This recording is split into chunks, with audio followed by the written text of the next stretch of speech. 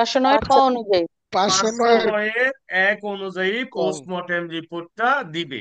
এখন তাহলে আমাকে বলেন, ডাক্তারকে যদি কোর্টের প্রয়োজন মনে হয়, তাহলে ডাক্তারকে সমন দিয়া কোর্ট আনবে কোন আইনের অধীনে আনবে? ডাক্তারকে সমন দেওয়ার পাঁচশো আইন নয় কত? দিয়ে স্যার। পাঁচশো পাঁচশো নয় নয় দিয়ে আনবে, দুই 509 অনুযায়ী। এর দুই দিয়ে। ভেরি দুই গুড। দিয়ে, হ্যাঁ। সিভিল সার্জন এবং অন্যান্য চিকিৎসক বা হবে নাকি এবং হবে? বা হবে। বা বা। বা হবে। হবে স্যার, বা। Very good. চিকিৎসক অর্থাৎ ডাক্তারের সাক্ষীর জবানবন্দি নিবে কোন আইন অনুযায়ী? 509 পাঁচশো অনুযায়ী। নয় মুক্তি আপু বলেন, যদি বাংলাদেশের বাইরে যদি কোনো সাক্ষীকে কমিশন নিতে হয়, কমনওয়েলথভুক্ত কোনো দেশ যদি হয়, তাহলে হুম। কমনওয়েলথভুক্ত কোনো দেশে যদি আপনার মামলার সাক্ষী যদি থাকে, তাহলে কোর্ট তাকে কিভাবে সাক্ষীটাকে বাংলাদেশে নিয়ে এসে সাক্ষী নিবে? সুমাইয়া পাঁচশো বলতে তিনে তিন অনুযায়ী সরকারি গেজেট প্রজ্ঞাপনের ভেরি মাধ্যমে। গুড, 503 এক্সিলেন্ট, অনুযায়ী। অসাধারণ অসাধারণ। মেহেন্দিকার বলেন, জামিন যোগ্যতায় আসামি জামিন দিবে, এটা শ্যাল ব্যবহার করা হয়েছে, তার মানে দিতে হবে, এটা 496 বলা আছে। কিন্তু জামিন ও যোগ্য দ্বারায় সাধারণত জামিন দিবে না, তবে তিনটি ব্যতিক্রম আছে যেখানে জামিন দিতে পারে মে বলা হয়েছে। সেটা কোথায়? জি, 497 স্যার। Very good. এবার এবার একটা সেকশন লিখেন, রাসায়নিক পরীক্ষা এবং রক্ত পরীক্ষক এগুলার যে রিপোর্ট দিবে কোন ধারা অনুযায়ী? 510। রাসায়নিক পরীক্ষক এবং রক্ত পরীক্ষক দুইটা রিপোর্ট দিবে, একটা হচ্ছে কেমিক্যাল এক্সামিনার আর একটা হচ্ছে স্যারোলজিস্ট। কেমিক্যাল এক্সামিনার, আর এটা লিখে দিচ্ছি, কেমিক্যাল এক্সামিনার রাসায়নিক পরীক্ষক জানেন কিনা কি রাসায়নিক পরীক্ষা করে, কে বলতে পারবেন? এই কেমি কিছু খেয়ে। এজেন্ট। হ্যাঁ, আর একটা হচ্ছে সেরেলোজিস্ট। সেরেলোজিস্ট কি বলেন তো? সেরোলজিস্ট কি? হস্তরেখা পরীক্ষা স্যার। হস্তরেখা?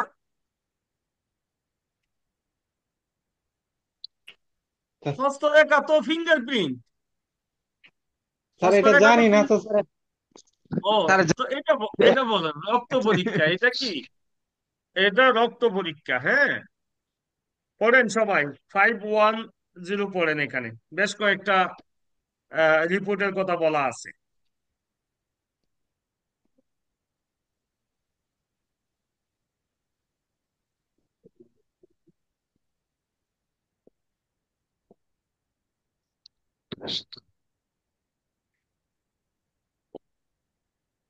কয় ধরনের রিপোর্টের কথা বলা আছে কে বলতে পারবেন? রাসায়নিক জি, পরীক্ষক, জি, রক্ত পরীক্ষক, জি, হস্তলিপি বিশারদ, হস্তরেখা বিশারদ, জি, আগ্নেয়াস্ত্র। 5 ধরনের। জি। আবার পাঁচ সবাই ধরনের মনোযোগ দিয়ে দেখেন,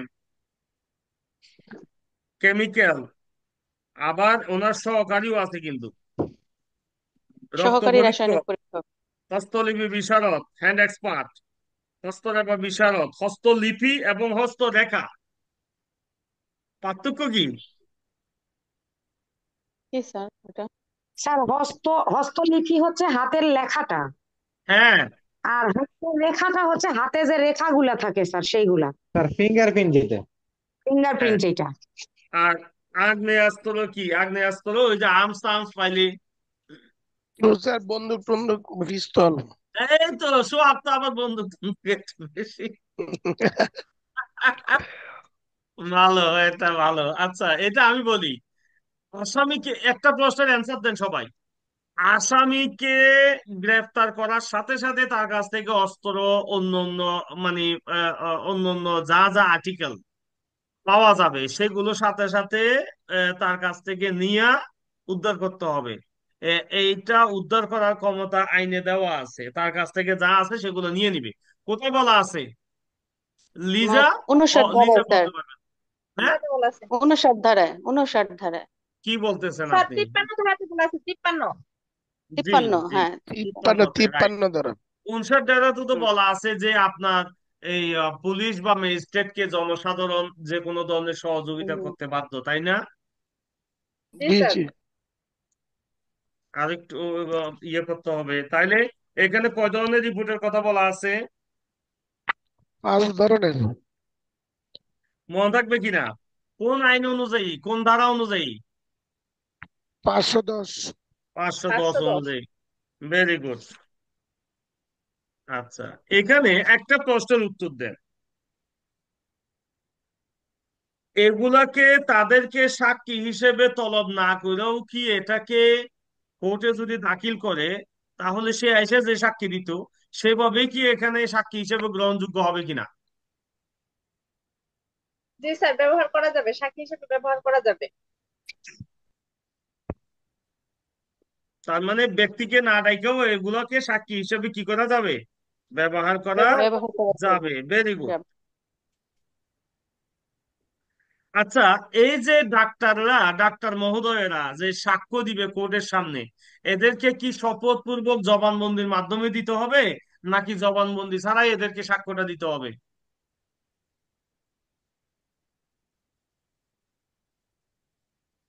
শপথ পূর্বক সাক্ষী দিবে, জবানবন্দির শপথ পূর্বক সাক্ষী জবানবন্দির দিবে নাকি শপথ ছাড়াই ওরা সাক্ষী দিবে? শপথ পূর্বক দিবে স্যার। কোথায় বলা আছে?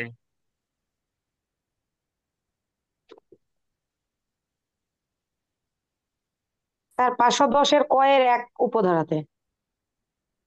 Very good. 510-এ ক উপধারা ক অনুযায়ী এ কোন ব্যক্তির সাক্ষ্য লিপি প্রক্রিয়া হইলে হলফনামার মাধ্যমে প্রদান করা যাইবে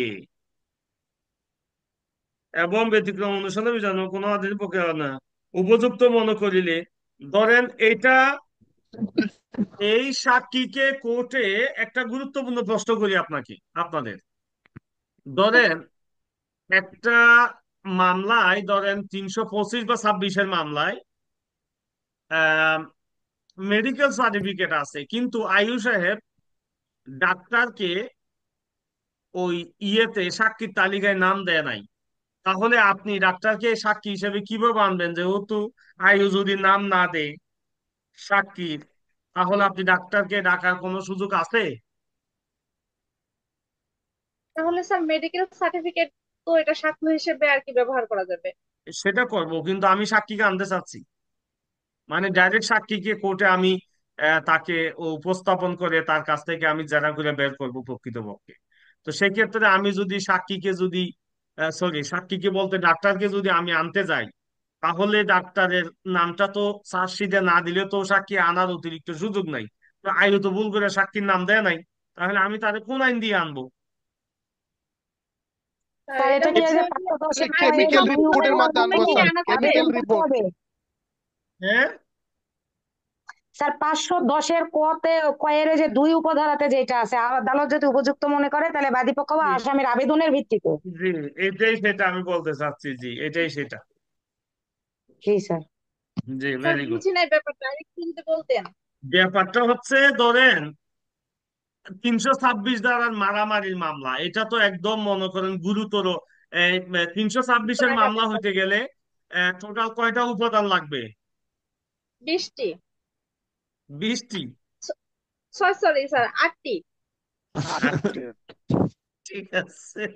না, 8টি না, স্যার। চমৎকার সে একটা, মানে এটাকে বলে কি গাবরি ফাইট হয়ে যাওয়া। গাবরি ফাইট মানে কি? গাবরি ফাইট এটা একটা নতুন ইংরেজি টার্ম, মানে একটু, মানে ভীত সন্ত্রস্ত হওয়াকে বলে গাবরি ফাইট।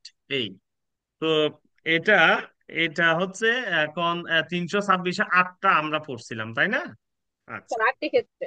8টি ক্ষেত্রে, হ্যাঁ, ভেরি গুড। এখন এখানে প্রশ্নটা হচ্ছে এরকম।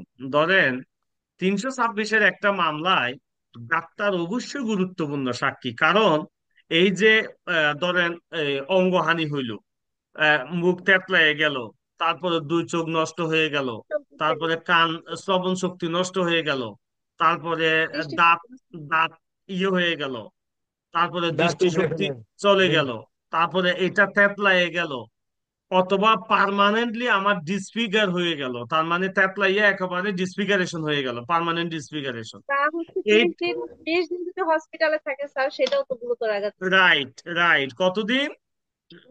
20 দিন। 20 দিন স্যার। 20 দিন। 20 দিন স্যার। তো এইটা তো ডাক্তারি সার্টিফিকেট তো অবশ্যই ভেরি ইম্পর্টেন্ট, তাই না? জি স্যার। ভেরি জি ইম্পর্টেন্ট। স্যার। তাহলে এই আয়ু সাহেব যখন তদন্ত রিপোর্ট দিল, তখন চার্জশিট যখন দিল, চার্জশিটে একটা সাক্ষীর কলাম থাকে, আপনারা জানেন। ওই সাক্ষীর কলামে ধরেন ভুলক্রমে সে ডাক্তার সাহেবের নাম দেয় নাই। তো যেহেতু ডাক্তারের নাম দেয় নাই, তাহলে তো আপনি এখন নতুন করে সাক্ষীকে ডাকতে পারবেন না, আপনার ক্ষমতা নাই। আয়ু যা দিছে সাক্ষী সেগুলোই আনতে হবে। তাহলে আয়ু সাহেবের ভুলের কারণে একজন গুরুত্বপূর্ণ সাক্ষীর নাম এই চার্জশিট থেকে বাদ গেল। তো তাহলে যদি না আনেন, তাহলে তো আপনি মামলা প্রমাণ করতে অসুবিধা হবে।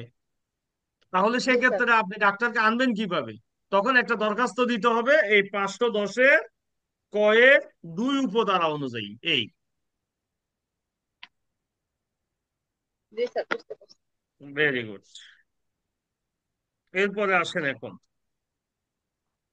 আচ্ছা, সবাই আমাকে একটা প্রশ্নের উত্তর দেবেন। আসামির উপস্থিতিতে সাক্ষী নিতে হবে, কোথায় পড়ছি, কে বলতে পারবেন? যে তিনশো বলতে পারবেন তিপ্পান্ন সে স্যার। বলবেন না। হ্যাঁ, 353 স্যার। 353-তে। জি মুক্তি আপু। পাঁচশো। 512 তো হচ্ছে আসামির অনুপস্থিতিতে সাক্ষ্য আসামের লিপি করতে অনুপস্থিতি পারবেন। আর তিনশো জি স্যার। তিপ্পান্ন হচ্ছে সাক্ষী উপস্থিতি। আসামির কি, উপস্থিতিতে আসামির উপস্থিতিতে। উপস্থিতিতে সাক্ষী। আর আসামির অনুপস্থিতিতে সাক্ষী নেবেন কোথায়? 512-তে। 512 512। স্যার। এইটা কোন ক্ষেত্রে আমরা উদাহরণ দিছিলাম, কে বলতে পারবেন? কোনটা স্যার? কি এই যে প্রশ্নটা আবার এই বলেন। 512 আলোচনা হুম। করতে গিয়ে আমরা কোন দিকে আলোচনা করছিলাম, মানে কোন অ্যাঙ্গেল থেকে আলোচনাটা করছিলাম, কে বলতে পারবেন?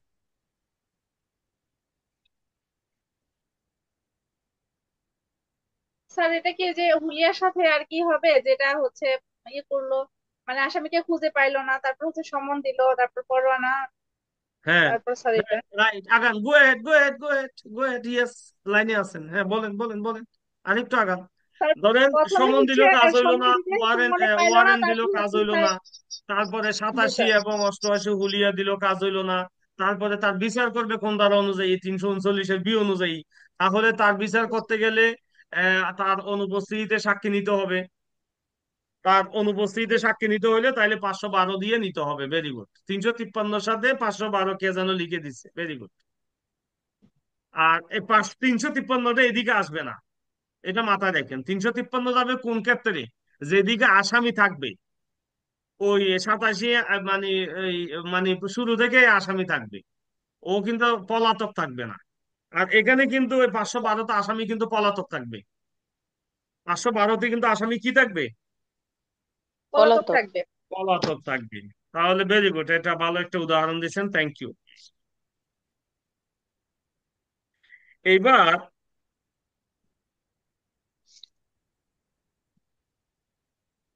আচ্ছা, আসামির অনুপস্থিতিতে বিচার ইংরেজিতে কি বলে, কে বলতে পারবেন? Sir trial in absentia.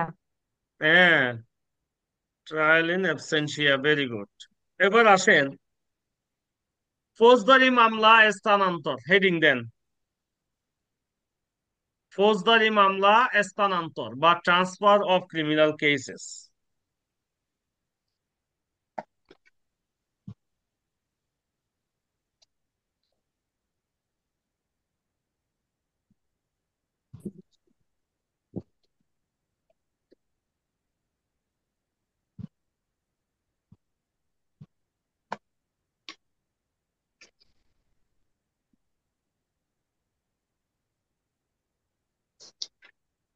ফৌজদারি মামলা স্থানান্তর করব আমরা, অর্থাৎ ট্রান্সফার অফ ক্রিমিনাল কেসেস। ঠিক আছে? তাহলে ট্রান্সফার অফ ক্রিমিনাল কেসেস, এটা আমার কোথায় বলা আছে? 525-এর এ। 525-এ নাকি? জি স্যার, 525-এর এ। আচ্ছা, এটা কিন্তু মামলা স্থানান্তর না, এটা মামলা স্থানান্তরের একটা ক্ষমতার কথা আপনি বলছেন কিন্তু। এটা স্যার এটা অধ্যায় মাম- 44-এর হেডিংটা এটা। হ্যাঁ, অধ্যায় 44 স্যার, অধ্যায় 44-এ এই ফৌজদারি মোকদ্দমা স্থানান্তর প্রসঙ্গে আলোচনা করা হয়েছে। আমরা শুধুমাত্র পড়বো হচ্ছে 526। কত পড়বো? পাঁচশো পাঁচশো ছাব্বিশ ছাব্বিশ বার। 526। 526 পর্ব আমরা, 526 পর্ব আমরা। এখন 526-এ কয়টা কথা বলা আছে?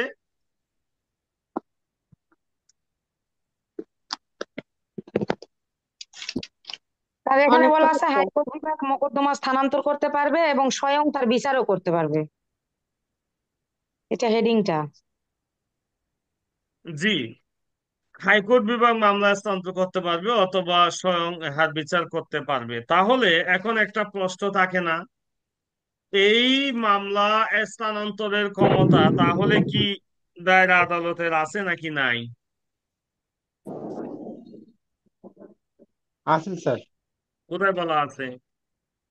স্যার ধারাটা সঠিক বলতে পারবো না, কিন্তু মনে হইতেছে স্যার ওই এই দিন পাঁচশো করাইছিল। ছাব্বিশের খতেই বলা আছে, 526-এর খ, মানে বি।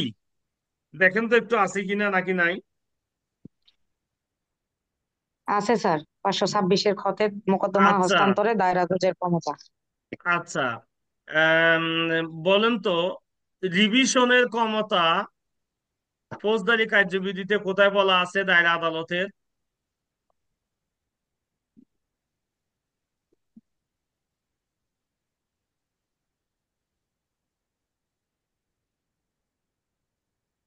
চারশো উনচল্লিশের বিতে বলা আছে নাকি মানে এতে বলা আছে নাকি নাই? জি স্যার। জি স্যার বলছে কে? যাক, সঠিক হয়েছেন স্যার।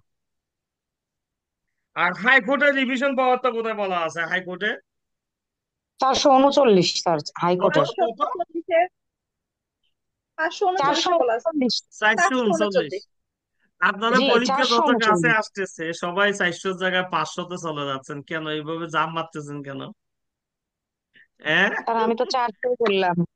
না, আপনার 400, আরেকজন 500 বলছে, কে জানি। আচ্ছা, ও আচ্ছা। স্যার আমি তাহলে বলছি 500। মামলা স্থানান্তরের ক্ষমতা আমার ফৌজদারি কার্যবিধির 426 ধারায় বলা আছে। আর আমি যখন, একটা কথা মনে রাখবেন, আমি যখন এটার সাথে যখন কোনো রিলেটেড কথা বলি ওটা কিন্তু মানে সাইড বাই সাইড, তো ওটা আপনাদের ব্রেনটাকে একটু টেস্ট করা। যেমন আমি রিভিশনের ইয়েতে কোথায় বলা আছে চলে গেলাম, তার মানে কি আমি একটু মিলিয়ে মিলিয়ে পড়তে চাই, এতে হবে কি আপনার ব্রেনটা এক্সারসাইজ হবে ভালো করে। তার মানে আপনি কোন জায়গায় কি আছেন এটা ধরে ফেলতে পারবেন। আমি ওই আলোচনা ব্যাক না করলেও কিন্তু পারি। আমি ব্যাক করার কারণ হচ্ছে আপনার ব্রেনটাকে একটা মানে একটা মানে একটা শেক দেওয়া, মানে একটা আর্থকোয়েক, ভূমিকম্প দিয়ে দেওয়া, যেন আপনার ব্রেনের মধ্যে একটা রাডারের মধ্যে একটা যেন এটা নেটওয়ার্কের মধ্যে ধরা পড়ে যে না, আমি তো এটা পড়ছিলাম। আচ্ছা, এখানে কয়টা গুরুত্বপূর্ণ কথা বলা আছে দেখেন তো একটু মনোযোগ দিয়ে। কয়টা কারণে এই মামলা স্থানান্তরের আদেশ হাইকোর্ট দিতে পারে 526 অনুযায়ী? 526 অনুযায়ী মহামান্য হাইকোর্ট কয়টি কারণে এই মামলা স্থানান্তর করার জন্য আদেশ দিতে পারে? একটু পড়েন তো সবাই মনোযোগ দিয়া।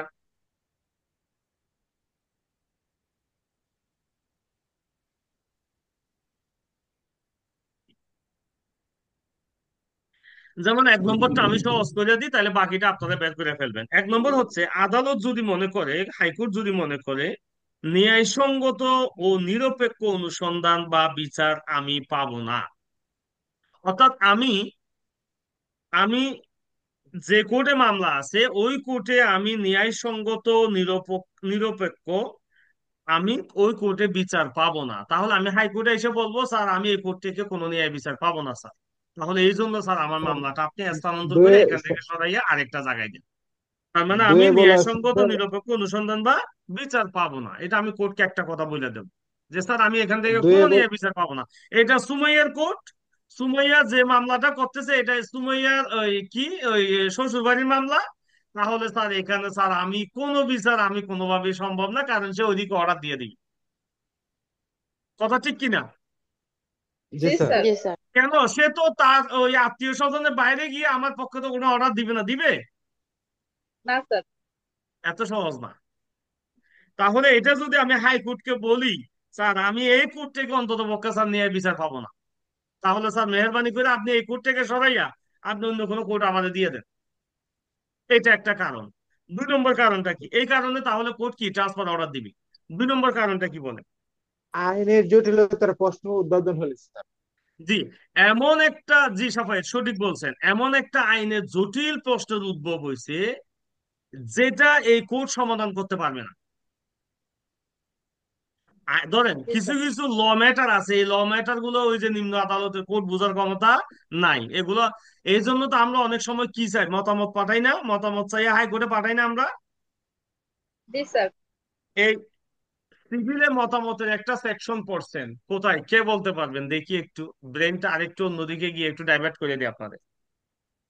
সিভিলে আমরা নিম্ন আদালত অর্থাৎ দেওয়ানি নিম্ন আদালত যদি কোনো আপনার আইনগত পয়েন্টে যদি কোনো ঝামেলায় পড়ে, তখন সে ওই নথি সহ মতামতের জন্য, রেফারেন্সের জন্য মহামান্য হাইকোর্টে পাঠিয়ে দেয়। সিভিলে কোন জায়গাটাতে, কোন ধারাটাতে, আমি ধারা বলে দিলাম, অর্ডারে না, অর্ডারে নিব না আমি, কোন ধারাটাতে এই কথা বলা আছে, কে বলতে পারবে?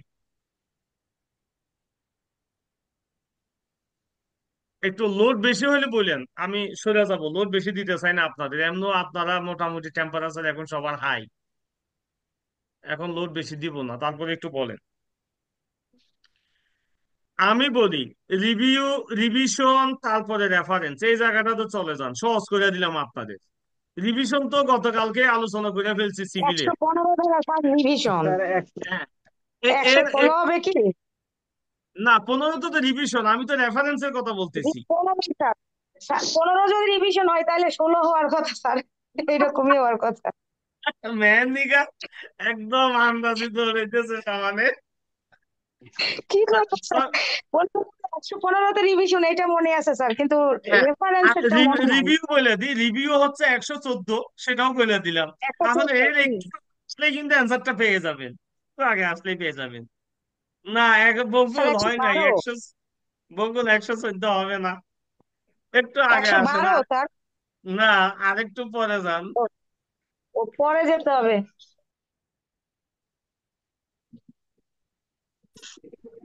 তেরো, তেরোতে যান তো একটু কষ্ট করে।